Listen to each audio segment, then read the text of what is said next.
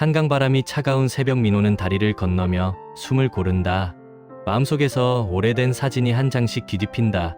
처음 만난 날 강의실 창가에 앉아있던 지아의 옆모습. 햇살이 유리창에 부서져 얼굴을 비추던 순간, 그때의 마음은 가벼운 종이배 같았다.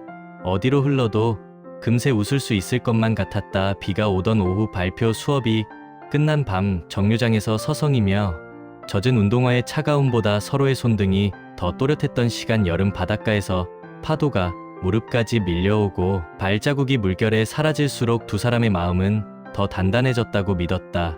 사계절이 두 번 돌고 세 번째를 맞아 20살의 설렘을 지나 28배의 약속을 건넸다. 주말마다 한강을 따라 걸으며 내일을 이야기했다. 미래를 말하던 눈빛은 흔들리지 않는다고 생각했다. 달력의 숫자가 바뀌고 회사 메신저 알림이 늘어나고 야근이 일상이 되자 두 사람의 시간은 조금씩 비껴가기 시작했다. 민호는 마감표를 붙잡고 지아는 교육과 실무 사이에서 균형을 잡으려 애썼다. 서로의 피곤을 이해하면서도 동시에 이해받고 싶어 했다. 이해는 다정함이 되었고, 다정함은 기대가 되었고, 기대는 무게가 되었다. 오늘도 야근이지만 잠들기 전에 전화 한 통은 가능하다는 말. 오늘은 회사 모임이지만 내가 보낸 메모를 다시 읽으며 마음을 다잡겠다는 말. 그런 말들을 속으로만 삼키자 침묵은 배려처럼 보였고 배려는 미세한 거리가 되었다. 신혼집을 상상하던 저녁창이 넓고 빛이 많은 집을 떠올리며 민호는 전세 자금과 월세 전환 시뮬레이션을 펼치고 지아는 소파의 질감과 주방 조명의 따뜻함을 이야기했다. 두 이야기는 틀리지 않았으나 같은 지도를 가리키지 못했다. 민호는 오늘의 안전을 택했고 지아는 내일의 만족을 그렸다. 결혼 사진을 고르는 일에서는 가벼운 패키지로도 충분하다는 마음과 한 번뿐이라서 더 정성스러워야 한다는 마음이 엇갈렸다.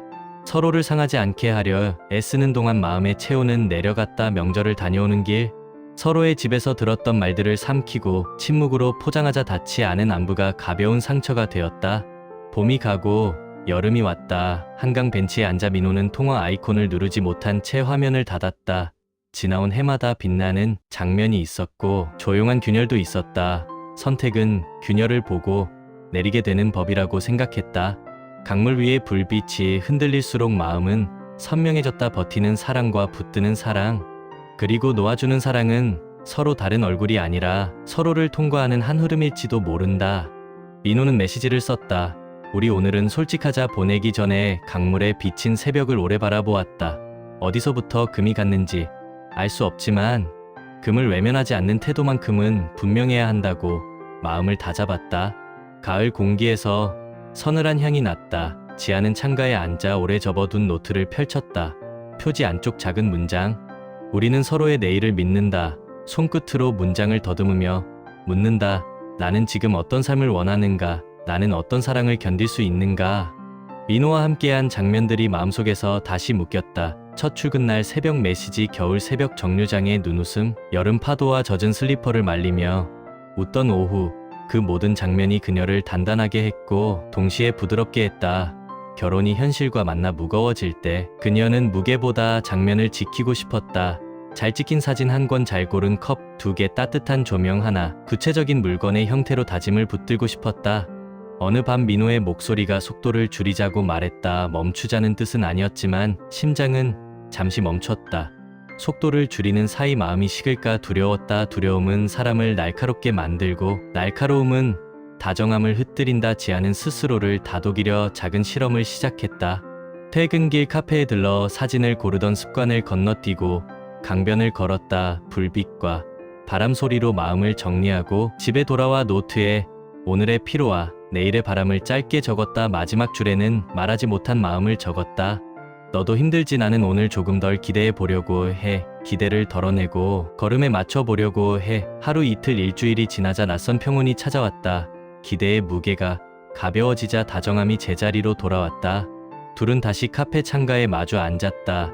창밖의 은행잎이 바람에 흩어졌다. 민호는 준비를 위한 준비부터 다시 하자고 말했다. 돈, 시간, 집, 마음, 이 네 가지를 놓고 가장 현실적인 범위를 먼저 합의하자고 제안했다. 지아는 고개를 끄덕였다. 네 가지 단어가 기둥처럼 보였다.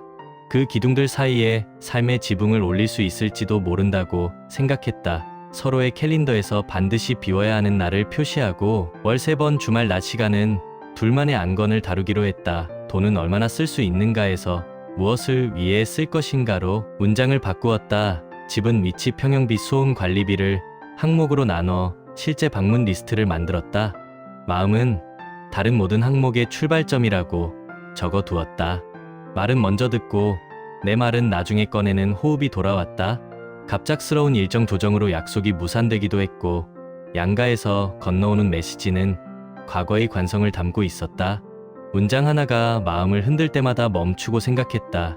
이 말은 누구의 두려움에서 비롯되었는가? 그 두려움은 누구의 삶을 더 안전하게 하는가? 두려움을 이름 붙이는 일은 균열의 방향을 바꾸는 일과 닮아 있었다. 비가 그치던 날 지아는 깨달았다. 같아지려 애쓰다 서로가 가진 다름의 쓰임을 잊고 있었다. 민호의 현실감은 계획을 안전하게 만들고 그녀의 감각은 계획에 따뜻함을 얹을 수 있었다. 다름을 포기하면 같은 점만 남고 다름을 인정하면 새로운 합이 생긴다. 골목의 빵집 세탁소 작은 책방을 함께 걸으며 만약 이곳이라면이라는 상상을 이어 붙였다. 상상은 약속이 아니었고 약속을 지키기 위한 연습에 가까웠다. 집은 벽과 천장이 아니라 두 사람이 같은 방향을 보며 반복해 부르는 하루의 노래라는 문장이 귓가에 오래 남았다. 밤이 맑아지자 둘은 걸음을 멈추고 숨을 고르며 내일의 기둥이 조금씩 세워지고 있음을 느꼈다. 겨울 문턱에서 갈림길이 찾아왔다. 인사 발표가 앞당겨지고 민호는 지방 프로젝트 투입 가능성을 통보받았다.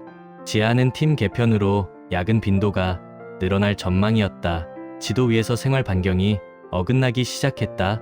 두 사람은 같은 테이블에 앉아 4가지 단어를 다시 펼쳤다. 이번에는 마음부터 꺼냈다. 지금의 우리는 무엇을 감당할 수 있는가? 그리고 무엇을 잃지 말아야 하는가? 민호는 너를 놓치고 싶지 않지만 억지로 붙들고 싶지 않다고 말했다. 지아는 너를 잃고 싶지 않지만 서두르다 지금을 망치고 싶지 않다고 답했다. 두 손등을 포개 넘기는 설렘보다 잔잔했고 성숙한 결의처럼 느껴졌다. 결론은 결혼을 미루자는 것이었다. 그러나 미루는 방식은 단순하지 않았다. 떠나 있는 동안의 규칙을 정하고 돌아오는 첫 줄을 비워두기로 했다. 돈은 당장 묶지 않되 위기 대비 금액을 별도로 적립하기로 했다. 집은 리스트를 유지하되 방문은 중단하고 기록만 보완하기로 했다. 무엇보다 흔들릴 때 바로 말하는 규칙을 정했다. 흔들림은 잘못이 아니며 말하지 않는 것이 관계의 위험이라는 합의였다. 민호는 새벽 기차를 타고 내려갔고 지아는 도시의 불빛 속에서 야근을 마쳤다. 밤의 끝과 새벽의 시작 사이 두 사람은 하루를 한 문단으로 요약해주고 마지막 줄에는 늘 같은 문장을 붙였다. 내일도 잘 버티자. 그 문장이 서로 다른 풍경을 같은 하늘 아래 묶어 주었다. 사람의 마음은 계획대로만 움직이지 않았다. 지아는 사소한 오해에 눌려 눈물을 삼키고 민호는 기약 없는 회의에 지쳐 먼 산을 바라보았다. 그때 규칙을 떠올렸다. 말하지 않으면 더 어려워진다는 규칙. 떨리는 손끝으로 통화를 눌러 서로의 말이 끝까지 도달할 때까지 끊지 않았다. 겨울 마지막 주 민호가 복귀했고 두 사람은 강변을 걸었다. 차가운 공기 속에서도 발걸음은 따뜻했다. 오랜 침묵 끝에 같은 말을 꺼냈다. 우리 여기까지 하자. 이별의 문장이었지만 패배의 문장은 아니었다. 붙잡을 수 있는 것을 끝까지 붙들어 본 사람만이 놓아 줄 때의 책임을 안다. 해가 지는 강을 보며 첫 손잡음, 첫 여행, 첫 싸움, 첫 화해, 그리고 마지막 인사를 마음속에 접었다. 이별은 이야기를 부수는 일이 아니라 매듭 짓는 다른 방식일지도 모른다. 매듭이 단단해야 다음 이야기를 낼 수 있다. 너는 내 삶의 가장 따뜻한 장면이었다. 너 또한 내 마음의 가장 든든한 기둥이었다. 두 문장이 바람에 섞여 강 위로 흩어졌다. 울지 않았고 그래도 아프지 않은 것은 아니었다. 봄이 돌아오자 민호는 단정한 방에서 하루를 시작했다. 작은 식탁 위 머그컵 하나. 그 빈자리는 상실이 아니라 감사였다. 지아는 새로운 운동화를 신고 한 번도 가보지 않은 길을 돌아가 보기로 했다. 삼거리 신호를 기다리며 미간을 펴고 숨을 길게 들이쉬었다. 마음이 가벼워진 만큼 어깨도 가벼워졌다. 같은 강의 다른 끝에 서서 서로를 모른 척한 것이 아니라 서로를 잘 알았기에 각자의 길을 택했다. 스스로의 삶을 단단히 세우는 일이 언젠가 더 좋은 만남을 지켜줄 것임을 믿었다. 이별은 사랑의 반대말이 아니라 사랑의 또 다른 책임이라는 문장이 서서히 스며들었다. 오늘 이야기가 마음에 남았다면 좋아요와 구독으로 함께 해주세요. 당신의 이야기를 댓글로 들려주세요. 다음 서사를 함께 이어갑니다.